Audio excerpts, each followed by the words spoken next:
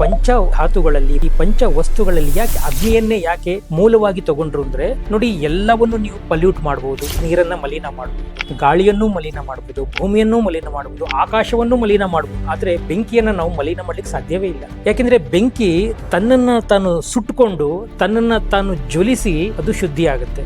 ಈ ಅಗ್ನಿಯನ್ನ ಬಳಸಿಕೊಂಡು ಅಗ್ನಿದೇವನನ್ನ ಪ್ರಾರ್ಥನೆ ಮಾಡಿ ಯಜ್ಞ ಯಾಗಗಳನ್ನ ಆಗಿನ ಕಾಲದಿಂದ ಶುರು ಮಾಡ್ತಾ ಬಂದ್ರು. ಈ ಯಜ್ಞ ಯಾಗಗಳು ಇತ್ತೀಚಿನ ದಿನಗಳದ್ದೇನಲ್ಲ, ಸಾವಿರಾರು ವರ್ಷಗಳ, ಅಂದ್ರೆ ವೇದಗಳು ಯಾವಾಗ ಹುಟ್ಟಿತು, ವೇದಗಳಲ್ಲಿ ಹೇಳಿದ್ದಾರೆ ಪ್ರಕೃತಿಯನ್ನ ನಾವು ಸ್ವಚ್ಛ ಮಾಡಿದ್ರೆ ಪ್ರಕೃತಿ ನಮ್ಮನ್ನ ಸ್ವಚ್ಛ ಮಾಡುತ್ತೆ ಅಂತ. ಇವೆಲ್ಲ ಶ್ಲೋಕಗಳೆಲ್ಲ ಸಂಸ್ಕೃತದಲ್ಲಿ ಇದೆ. ಇನ್ನೊಂದು 20-25 ವರ್ಷ ಹೋದ್ಮೇಲೆ ಈ ಬೆಂಗಳೂರು ಅಥವಾ ಇಡೀ ನಮ್ಮ ಕರ್ನಾಟಕ, ಇಡೀ ಭಾರತ ಹೇಗಿರುತ್ತೆ? ಉಸಿರಾಡ ಗಾಳಿ ನಾವು ಕೊಂಡ್ಕೋಬೇಕು. ಹೆಲ್ಮೆಟ್ ಎಲ್ಲ ಹೇಗೆ ಧರಿಸ್ಕೊಂಡು ಹೋಗ್ತೀರಾ, ಹಾಗೆ ಕಿಟ್ನು ಏರ್ ಕಿಟ್ ಅಂತ ಒಂದು ಇಟ್ಕೋಬೇಕು. ಅಲ್ಲಿ ಒಂದೊಂದು ಅಂಗಡಿಗಳೆಲ್ಲ ಇಟ್ಟಿರ್ತಾರೆ, ಇಲ್ಲಿ ಒಳ್ಳೆ ಗಾಳಿ, ಶುದ್ಧ ಗಾಳಿ ದೊರೆಯುತ್ತದೆ ಅಂತ ಹೇಳ್ಬಿಟ್ಟು. ಅದೆಲ್ಲ ನಾವು ತಂದ್ಕೋಬೇಕಾ? ನಮಸ್ತೆ, ಶ್ರೀ ಗುರುಭ್ಯೋ ನಮಃ. ನನ್ನೆಲ್ಲ ಆತ್ಮೀಯ ವೀಕ್ಷಕರಿಗೆ ಈ ನಮ್ಮ ಮಹೇಶ್ ಗುರುಜಿಯ ಶಿರವಾಗಿದ ನಮಸ್ಕಾರಗಳು. ಸಹಜವಾಗಿ ಎಲ್ರಿಗೂ ಒಂದು ಪ್ರಶ್ನೆ ಇರುತ್ತೆ, ಯಾಕೆ ಈ ಅನಾದಿ ಕಾಲಗಳಿಂದಲೂ ಸಹ ಈ ಯಜ್ಞ, ಹೋಮ, ಹವನ ಇವನ್ನೆಲ್ಲ ಯಾಕೆ ಮಾಡ್ತಾ ಇದ್ದಾರೆ ಅಂತ ಹೇಳ್ಬಿಟ್ಟು ಸಹಜವಾಗಿ ಪ್ರಶ್ನೆಗಳಿರುತ್ತೆ. ಇವತ್ತಿನ ಸಂಚಿಕೆಯಲ್ಲಿ ಆ ಒಂದು ವಿಚಾರದ ಬಗ್ಗೆ ನೀವೆಲ್ಲ ಕೂಡಿ ಮಾತಾಡೋಣ. ನಿಮ್ಮಲ್ಲಿರುವಂತಹ, ನಿಮ್ಮ ತಲೆಯಲ್ಲಿ ಇರುವಂತಹ ಪ್ರಶ್ನೆಗಳಿಗೆ ನಾನು ಉತ್ತರವನ್ನು ಹುಡುಕುವಂಥ ಪ್ರಯತ್ನವನ್ನು ಮಾಡ್ತೇನೆ.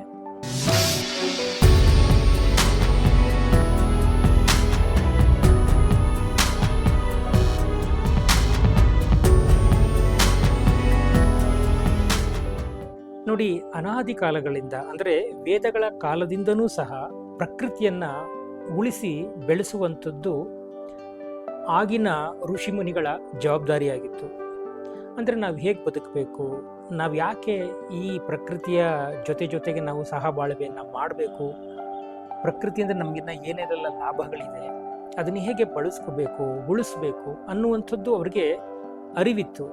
ಅವರು ಈ ಪ್ರಕೃತಿಯ ಉಗಮ ಆದಾಗ, ಈ ಬ್ರಹ್ಮಾಂಡಗಳ ಉಗಮ ಆದಾಗ, ಈ ಭೂಮಿಗೆ ಇಷ್ಟು ಶಕ್ತಿಗಳು ಬಂದು, ಅಂದರೆ ಅಗ್ನಿ, ನೀರು, ಗಾಳಿ ಇವೆಲ್ಲ ಬಂದು, ಜೀವಸಂಕುಲಗಳೆಲ್ಲ ಬಂದ ಆದಮೇಲೆ ಅವ್ರಿಗೊಂದು ಜ್ಞಾನೋದಯ ಆಗಿ, ಹೌದು ನಾವು ಬದುಕ್ತಾ ಇರುವಂಥದ್ದು ಈ ಪ್ರಕೃತಿಯಿಂದ, ಪ್ರಕೃತಿ ಇಲ್ಲದೆ ನಾವು ಬದುಕಲಿಕ್ಕೆ ಸಾಧ್ಯವೇ ಇಲ್ಲ.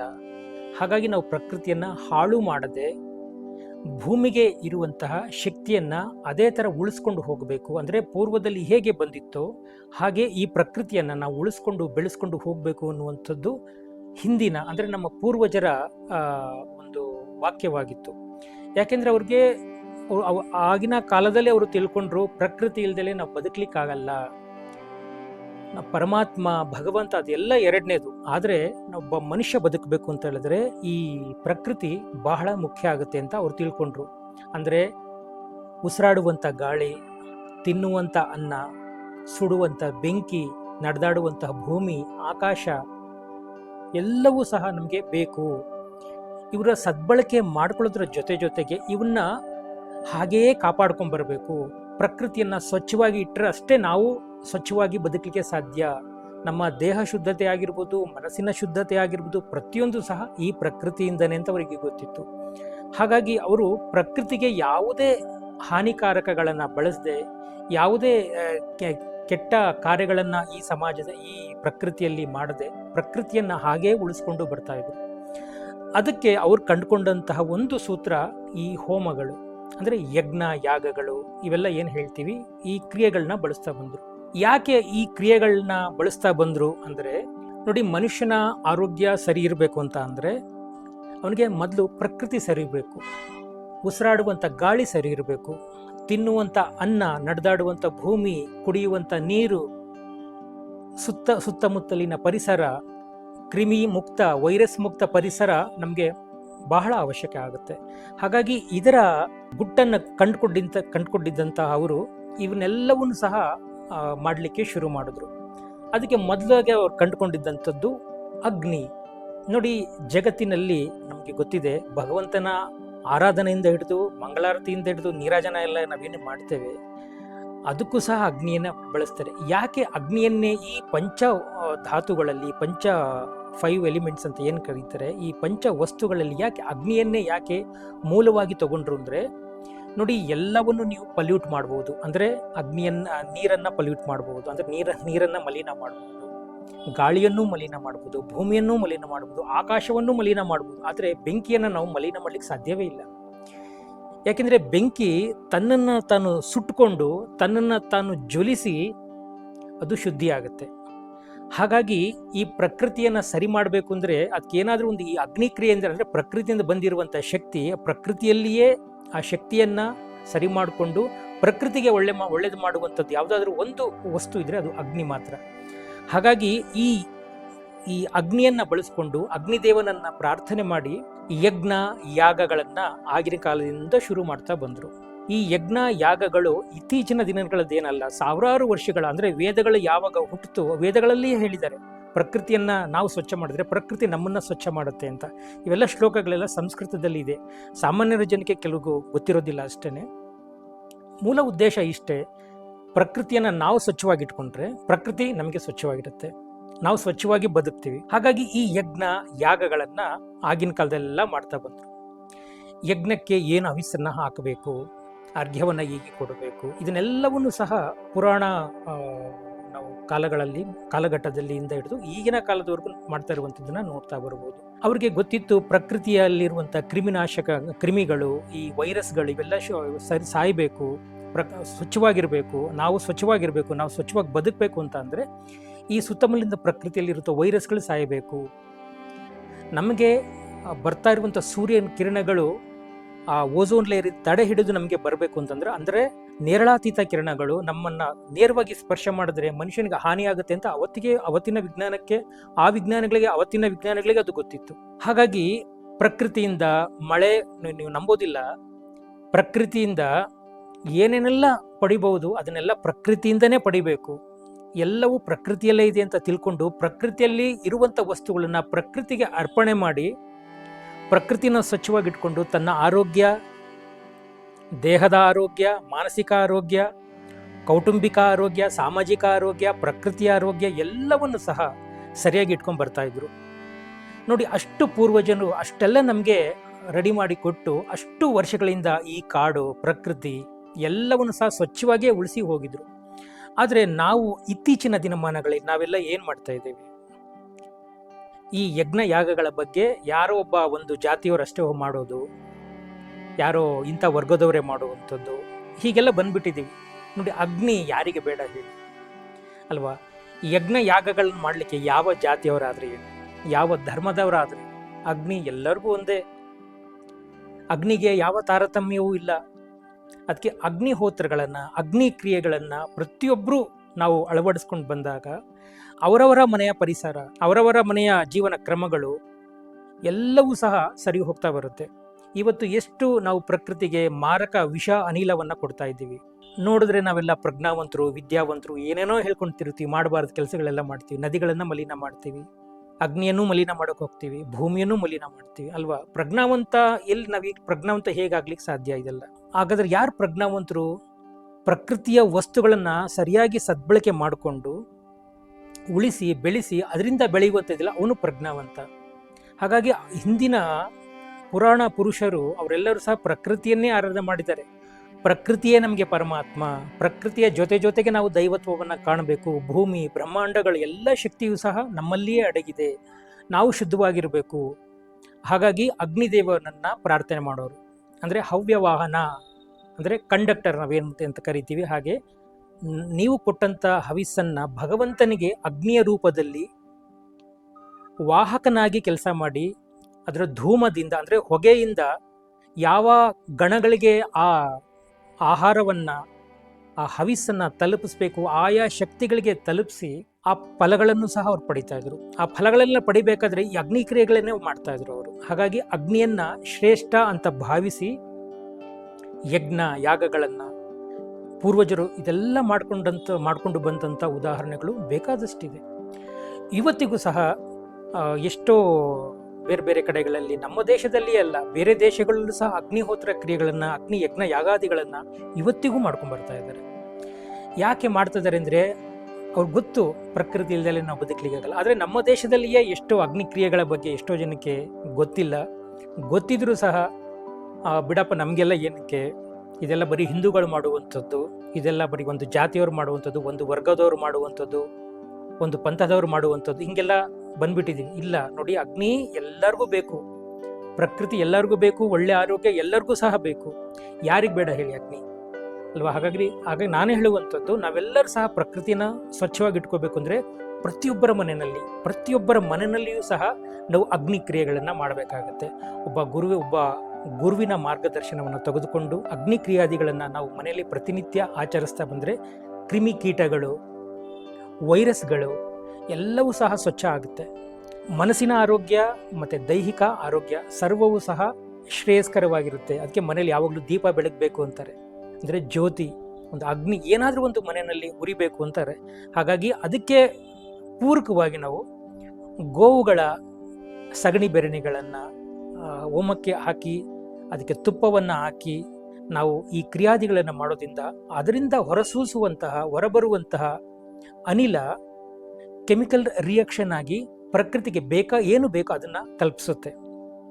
ಇದನ್ನೇ ಈ ವಿಜ್ಞಾನವನ್ನೇ ಆಗಿನ ಕಾಲದ ಋಷಿಮುನಿಗಳು, ಕೆಲವು ಆಯುರ್ವೇದಿಕ್ ಗಿಡಮೂಲಿಕೆಗಳೆಲ್ಲ ಏನಿದೆ ಅದನ್ನು ಹವಿಸನ್ನು ಅರ್ಪಣೆ ಮಾಡಿ ಪ್ರಕೃತಿಯನ್ನು ಶುದ್ಧವಾಗಿ ಇಟ್ಕೊಳ್ತಾ ಇದ್ದು. ಇವು ಎಕ್ಕದ ಗಿಡ ಇರ್ಬೋದು, ತುಳಸಿ ಇರ್ಬೋದು, ಬಿಲ್ವಪತ್ರೆ ಇರ್ಬೋದು, ಇನ್ನು ಬೇಕಾದಷ್ಟು ಅರಳಿ ಚಕ್ಕೆ ಇರ್ಬೋದು, ಕಗಲಿ ಗಿಡಗಳನ್ನ ಇವೆಲ್ಲ ಹವಿಸ್ಗಳನ್ನ ಅದಕ್ಕೆ ಅರ್ಪಣೆ ಮಾಡಿ, ಚೆರುವನ್ನು ಅರ್ಪಣೆ ಮಾಡಿ, ಗಣಶಕ್ತಿಗಳ ಜೊತೆಗೆ ಅಂದರೆ ಭಗವಂತನ ಗಣಗಳಂತ ಏನು ಹೇಳ್ತೀವಿ, ಈ ಗಣಗಳಿಗೆ ಶಕ್ತಿ ಕೊಡುವಂತಹ ಶಕ್ತಿ ದೇವತೆಗಳಿದೆ, ಅವುಗಳಿಗೆ ಆಹಾರವನ್ನು ಅರ್ಪಣೆ ಮಾಡಿ, ಅಂದರೆ ಇದನ್ನು ಚೆರುವನ್ನು ಅರ್ಪಣೆ ಮಾಡಿ ಭಗವಂತನಿಂದ ಆಶೀರ್ವಾದವನ್ನು ತಗೊಳ್ತಾ ಇದ್ರು. ಆ ಅಗ್ನಿಯಲ್ಲಿ ತಲುಪಿಸೋದ್ರಿಂದ ಅವ್ರಿಗೂ ಸಂಕಲ್ಪ ಮಾಡಿದಂತಹ ಕೆಲಸಗಳು ಚೆನ್ನಾಗಾಗ್ತಾ ಇತ್ತು. ಅಂದರೆ ದೈವತ್ವ ಮತ್ತು ಪ್ರಕೃತಿಯ ತತ್ವ, ಎರಡೂ ತತ್ವಗಳನ್ನು ಅವರು ಹೊಂದುತ್ತಾ ಇದ್ರು. ಹಾಗಾಗಿ ಹಿಂದಿನವರು ಪ್ರಕೃತಿಯನ್ನು ಹಾಳು ಮಾಡದೆ ಒಳ್ಳೆ ಜೀವನವನ್ನು ಮಾಡ್ತಾ ಇದ್ರು, ಒಳ್ಳೆ ಊಟ ಮಾಡ್ತಾ ಇದ್ರು, ಒಳ್ಳೆ ಆರೋಗ್ಯ ಇರ್ತಾ ಇತ್ತು. ಇವತ್ತು ನಾವು ಎಲ್ಲಿಗೆ ಬಂದಿದ್ದೀವಿ ಅಲ್ವಾ? ನಾವೆಲ್ಲಿಗೆ ಬಂದಿದ್ದೀವಿ ಇವತ್ತು? ಪ್ರಕೃತಿ ಹಾಳಾದರೂ ನಮಗೆ ಚಿಂತೆ ಇಲ್ಲ, ನಾವು ಚೆನ್ನಾಗಿ ಬದುಕಬೇಕು. ಒಬ್ಬ ಗಿಡಮರಗಳನ್ನ ನೆಡುವಂತಹ ಪ್ರಯತ್ನ ನಾವು ಮಾಡಲ್ಲ, ಆದರೂ ಪ್ರಕೃತಿ ಪರಿಸರ ಉಳಿಯುವಂಥ ಸ್ಟೇಟಸ್ನಲ್ಲಿ ನಾವೇನೇನೋ ಹಾಕೊಂಡೆಲ್ಲ ತಿರುಗ್ತೀವಿ. ಇದು ಬೇಕಾಗಿಲ್ಲ. ಪ್ರತಿಯೊಬ್ಬರು 2 ಗಿಡಗಳು ನೆಡೋಣ. ಪ್ರತಿ ಮನೆಗಳಲ್ಲೂ ನೀವು ಹಿಂದೂನೋ, ಮುಸ್ಲಿಮೋ, ಕ್ರಿಶ್ಚಿಯನ್ನೋ, ಜೈನರು, ಬುದ್ಧಿಸ್ಟ್ಗಳು ಯಾರ್ಯಾರು ಆಗಿರ್ಬೋದು, ಪ್ರತಿಯೊಂದು ಮನೆಗೆ ಜ್ಯೋತಿ ಬೇಕಲ್ವೇ? ಪ್ರತಿಯೊಂದು ಮನೆಯಲ್ಲಿ ಅಗ್ನಿಹೋತ್ರಗಳನ್ನು ಮಾಡೋಣ, ಅಗ್ನಿ ಕ್ರಿಯಾದಿಗಳನ್ನು ಮಾಡೋಣ. ಈ ಕ್ರಿಯಾದಿಗಳು ನೀವು ಪ್ರತಿನಿತ್ಯ ಮಾಡ್ತಾ ಬನ್ನಿ, ನಿಮ್ಮನೆ ಆರೋಗ್ಯ ಎಷ್ಟು ಚೆನ್ನಾಗಿರುತ್ತೆ. ಬೇಕಾದರೆ ಒಂದು ಸಲ ನೀವು ಮಾಡಿ ನೋಡಿ. ಮತ್ತು ಇದು ಯಾರು ಒಂದೇ ವರ್ಗದವ್ರು ಮಾಡಬೇಕು, ಅದನ್ನು ನಿಮ್ಮ ತಲೆಯಿಂದ ಮೊದಲು ಅದನ್ನು ತೆಗೆದುಬಿಡಿ. ಇದು ಯಾರಿಗೂ ಒಂದು ಜಾತಿ, ಒಂದು ಧರ್ಮದವ್ರಿಗೆ ಈ ಥರದ್ದೆಲ್ಲ ಇಲ್ಲ. ಇದು ಎಲ್ಲರೂ ಸಹ ಒಟ್ಟಾಗಿ ಈ ಕೆಲಸಗಳನ್ನು ಮಾಡೋದ್ರಿಂದ ಇವತ್ತು ಏನು ಪ್ರಕೃತಿಗೆ ಬೇಕಾದಷ್ಟು ವಿಷಾನಿಲ ಬರ್ತಾ ಇದೆ, ಈ ವಿಷಾನಿಲವನ್ನು ತಡಿಬಹುದು. ನಾವು ಒಗ್ಗಟ್ಟಾಗಿ ಪ್ರತಿ ಮನೆಗಳಲ್ಲಿಯೂ ಮನಗಳಲ್ಲಿಯೂ ನಾವು ಈ ಅಗ್ನಿಹೋತ್ರ ಕ್ರಿಯಾದಿಗಳನ್ನು ಬೆಳೆಸ್ಕೊಂಬಂದಾಗ ಖಂಡಿತವಾಗಿಯೂ ಸಹ ಪ್ರಕೃತಿ ಸರಿ ಹೋಗುತ್ತೆ. ಇವತ್ತು ನಾವು ನೋಡ್ತಾ ಇದ್ದೀವಿ, ಗ್ಲೋಬಲ್ ವಾರ್ಮಿಂಗ್ ಎಲ್ಲ ನಡೀತಾ ಇದೆ. ಏನಕ್ಕೆ ಕಾರಣ ಏನು? ಪ್ರಕೃತಿಯನ್ನು ಸರಿಯಾಗಿ ಇಟ್ಕೊಂಡಿದ್ದೀವ? ನೋಡಿ, ಪ್ರಕೃತಿಯನ್ನು ಬ್ಯಾಲೆನ್ಸ್ ಮಾಡಲಿಕ್ಕೆ, ಸಮತೋಲನವಾಗಿ ಇಟ್ಕೊಳ್ಳಿಕ್ಕೆ ಯಜ್ಞಯಾದಿಗಳನ್ನ ಮಾಡೋದು. ಪ್ರಕೃತಿಯ ಸಮತೋಲನ ಯಾರಿಗೂ ಬೇಡವಾ? ಹಾಗಾದರೆ ಇವತ್ತು ಎಷ್ಟು ಸುನಾಮಿಗಳಾಗ್ತಾ ಇದೆ, ಬೇಕಾದಷ್ಟು ಪ್ರಕೃತಿಯ ಹವಾಮಾನಗಳು ಚೇಂಜ್ ಆಗ್ತಾ ಇದೆ. ಕಾಲಘಟ್ಟದಲ್ಲಿ ಕಾಲಕ್ಕೆ ಮಳೆ ಇಲ್ಲ, ಮಳೆ ಬೆಳೆಗಳಿಲ್ಲ, ಮೋಡ ಬಿತ್ತನೆಗಳಿಗೆಲ್ಲ ಮಾಡ್ತೀವಿ, ಕ್ಲೌಡ್ ಸೀಡಿಂಗ್ ಎಲ್ಲ ಮಾಡಕ್ಕೆ ಹೋಗ್ತಾ ಇದ್ದೀವಿ. ಅಂದರೆ ಅದೆಲ್ಲ ಅನಾಗರಿಕರು ಮಾಡುವಂಥದ್ದು. ನಾಗರಿಕರದ ಅದು ಮಳೆ ಬರಬೇಕು ಅಂದರೆ ಅದು ನ್ಯಾಚುರಲ್ ಆಗಿ ಬರಬೇಕು. ಮಳೆ ಬರುವಂಥದ್ದು ಏನಿದೆ ಅದು ನೈಸರ್ಗಿಕ ಕ್ರಿಯೆ. ನಾವು ಒತ್ತಾಯವಾಗಿ ಮೋಡಗಳನ್ನು ಒಡೆದು ಮಳೆ ತರುವಂಥದ್ದಲ್ಲ. ಯಾಕೆ ಇದನ್ನೆಲ್ಲ ಮಾಡ್ತಾ ಇದ್ದರೆ, ನಾವು ಹೇಗೆ ಬದುಕಬೇಕಾಗಿತ್ತು ಹಾಗೆ ನಾವು ಬದುಕ್ತಾ ಇಲ್ಲ. ಪ್ರಕೃತಿ ಹೇಗೆ ನಾವು ಪ್ರಕೃತಿನ ಉಳಿಸ್ಬೇಕಾಗಿತ್ತು, ನಾವು ಅದನ್ನು ಉಳಿಸ್ತಾ ಇಲ್ಲ. ಇದೆಲ್ಲ ನಮ್ಮ ಜವಾಬ್ದಾರಿಗಳಲ್ವಾ? ಎಷ್ಟೋ ರೋಗಗಳು ಬರ್ತಾ ಇದೆ ಅಂದರೆ ಇದಕ್ಕೆಲ್ಲ ಕಾರಣ ಯಾರು? ನಾವೇ ಅಲ್ವಾ? ಮೈ ಮೇಲೆಲ್ಲ ರೋಗಗಳು ತಂದ್ಕೊಂಡ್ಬಿಟ್ಟು ಇನ್ಯಾವುದೋ ನಾನು ಇದಕ್ಕೆ ಹೋಗ್ತೀನಿ ಅಂದರೆ ಅದೆಲ್ಲ ಹೇಗೆ ಸಾಧ್ಯ? ಅಂದರೆ ನಮ್ಮ ಇರುವಂಥ ಸುತ್ತ ಇರುವಂಥ ಪ್ರಕೃತಿಯನ್ನು ರಕ್ಷಣೆ ಮಾಡುವ ವಿಜ್ಞಾನ ನಮಗೆ ಗೊತ್ತಿಲ್ಲ. ಬೇಕಾದಷ್ಟು ವಿಷಾನಿಲವನ್ನು ನಾವು ಹೊರಸೂಸ್ತಾ ಇದ್ದೀವಿ. ಎಷ್ಟು ಫ್ಯಾಕ್ಟ್ರಿಗಳಲ್ಲಿ ಎಷ್ಟು ಕೆಮಿಕಲ್, ಎಷ್ಟು ಫ್ಯಾಕ್ಟ್ರಿಗಳಿಂದ ಹೋಗಿ ವಿಷಾನಿಲ ಆಚೆ ಹೋಗ್ತಾ ಇದೆ. ಪ್ರಕೃತಿಗೆ ಕವಚವಾಗಿರುವಂತಹ ಓಝೋನ್ ಪದರ ನಾವು ಕಿತ್ತು ಹಾಕ್ತಾ ಇದ್ದೀವಿ. ಇವತ್ತು ಓಝೋನ್ ಲೇಯರ್ ಎಷ್ಟೆಲ್ಲ ತೂತ ಆಗಿದೆ, ಅದನ್ನೆಲ್ಲ ಸರಿ ಮಾಡೋರು ಯಾರು? ಭೂಮಿಯನ್ನ ರಕ್ಷಣೆ ಮಾಡಲಿಕ್ಕೆ ಓಝೋನ್ ಲೇಯರ್ ಇರುವಂಥದ್ದು. ಹಾಗಾದ್ರೆ ರಕ್ಷಣೆ ಮಾಡುವಂತಹ ಒಬ್ಬ ವ್ಯಕ್ತಿಯನ್ನೇ, ಅಂದರೆ ಭೂಮಿಗೆ ನೇರಳಾತೀತ ಕಿರಣಗಳು ನೇರವಾಗಿ ಬರಬಾರ್ದು ಅಂತ ಹೇಳ್ಬಿಟ್ಟು ಈ ಭೂಮಿಗೆ ರಕ್ಷಾ ಕವಚವಾಗಿ ಇರುವಂಥದ್ದು ಓಝೋನ್ ಲೇಯರ್, ಅಂದರೆ ಓಝೋನ್ ಪದರ. ಇವತ್ತು ಅದನ್ನು ಸರಿಯಾಗಿ ಇಟ್ಟಿದ್ದೀವ? ಇವತ್ತು 30 ಡಿಗ್ರಿ 40 ಡಿಗ್ರಿ ಬಂದ ತಕ್ಷಣ ನಮ್ಗೆ ಆಲ್ರೆಡಿ ಬಿಸಿ ಜಾಸ್ತಿ, ತಾಪಮಾನ ಜಾಸ್ತಿ ಅಂತ ಮಾಧ್ಯಮಗಳೆಲ್ಲ ದೊಡ್ಡ ದೊಡ್ಡ ಸುದ್ದಿಗಳಾಗುತ್ತೆ. ಆದರೆ ರಕ್ಷಣೆ ಮಾಡುವಂಥ ಕಾರ್ಯ ಒಬ್ಬರಾದ್ರೂ ನಾವು ಮಾಡ್ತಾ ಇದೀವ? ಬಿಸಿಲು ಜಾಸ್ತಿ ಅಂತ ನೀರು ಕುಡಿಯೋದ್ರಲ್ಲಿ ವಾತಾವರಣ ತಂಪಾಗಲಿಕ್ಕೆ ನಾವೇನು ಮಾಡಬೇಕು ಅದನ್ನು ಮಾಡಬೇಕಾಗಿದೆ ಅಲ್ವಾ? ಇದೇ ಯಜ್ಞ ಯಾಗಾದಿಗಳಿಗೆ ಮಾಡ್ತಾ ಇದ್ರು. ಓಝೋನ್ ಲೇಯರ್ ಏನು ಕಿತ್ತೋಗಿರ್ತಾ ಇತ್ತು ಅದನ್ನೆಲ್ಲ ಸರಿ ಮಾಡ್ಕೊಳ್ಳೋರು. ಓಝೋನ್ ಲೇಯರ್ಗೆ ಒಂದು ಸ್ವಲ್ಪನೂ ಡ್ಯಾಮೇಜ್ ಆಗಬಾರ್ದು ಅಷ್ಟು ಚೆನ್ನಾಗಿ ಆಗಿನ ಕಾಲದ ಯಜ್ಞ ಯಾಗಾದಿಗಳು ಮಾಡಿಕೊಂಡು ಆ ಓಝೋನ್ ಲೇಯರ್ ಒಂದು ತೂತಗಳು ಸಹ ಬಿದ್ದಿಲ್ಲ. ಇವತ್ತು ಎಷ್ಟು ತೂತಗಳೆಲ್ಲ ಬಿದ್ದಿದೆ. ಇವತ್ತು ಯಾವ್ದಾದ್ರು ಒಂದು ಉಪಗ್ರಹಗಳು ಉಡಾವಣೆ ಆಗಬೇಕು ಅಂದ್ರೆ ಓಝೋನ್ ಲೇಯರ್ ಕಿತ್ಕೊಂಡೇ ಹೋಗಬೇಕು, ಅಂದರೆ ಅದನ್ನು ಸೀಳ್ಕೊಂಡೇ ಹೋಗಬೇಕು. ಅಲ್ಲಿ ಮಾಡಿದಂಥ ಗಾಯ, ಓಝೋನ್ ಲೇಯರ್ಗೆ ಮಾಡಿದಂಥ ಗಾಯ, ಅದು ಯಾವಾಗ ನಾವು ಅದನ್ನು ಪ್ಯಾಚಪ್ ಮಾಡೋದು ಯಾವಾಗ? ಅದನ್ನು ಕೂಡಿಸುವಂಥದ್ದು ಯಾವಾಗ? ಅದು ಸರಿ ಮಾಡುವಂಥದ್ದು ಯಾವಾಗ? ಕಿತ್ತಾಗೋದು ನಮ್ಮ ಕ್ರಿಯೆಗಳಾದರೆ ನಮಗೆ ರಕ್ಷಣೆ ಸಿಗೋದು ಯಾವಾಗ?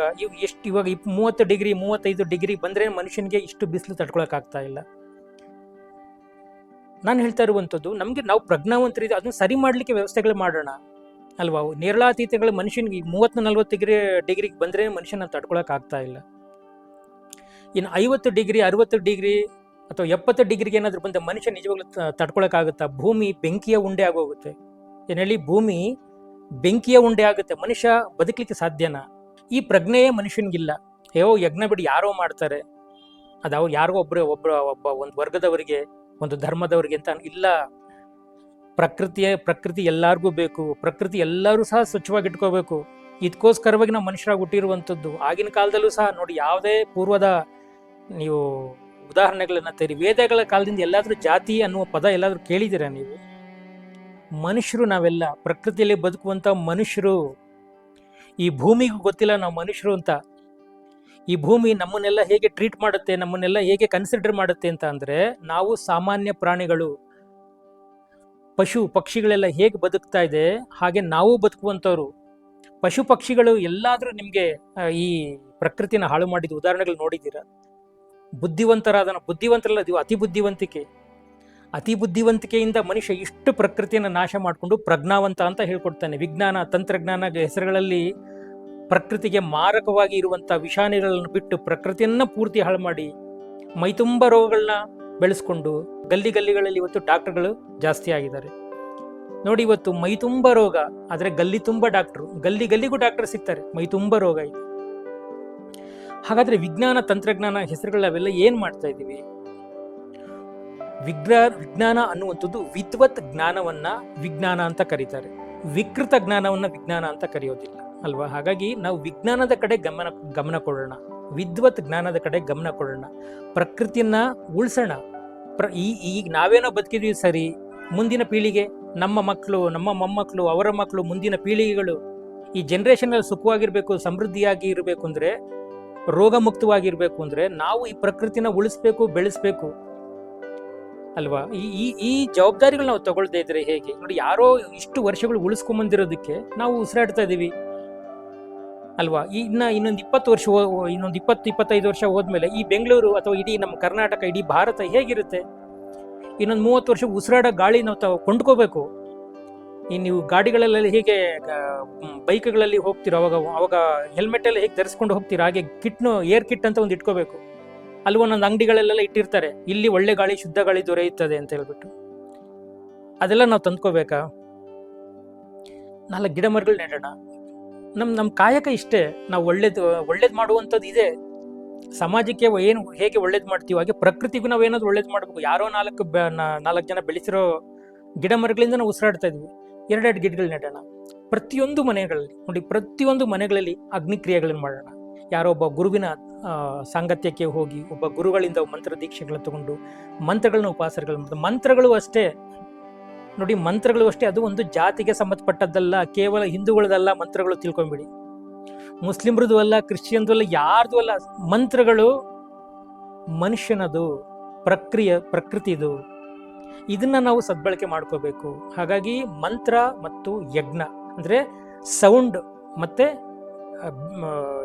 ಅಗ್ನಿ, ಅದಕ್ಕೆ ಸೌಂಡ್ ಥೆರಪಿ ಅಂತ ಕರೀತಾರೆ, ಫೈರ್ ಥೆರಪಿ ಅಂತ. ಇವಾಗೆಲ್ಲ ಥೆರಪಿ ಅಂತ ಬಂದ್ಬಿಟ್ಟಿದೆ. ಮೊದಲೆಲ್ಲ ಇದ್ದದ್ದು ಯಜ್ಞ ಯಾಗಗಳು, ಕ್ರಿಯಾದಿಗಳಂತ ಇತ್ತು.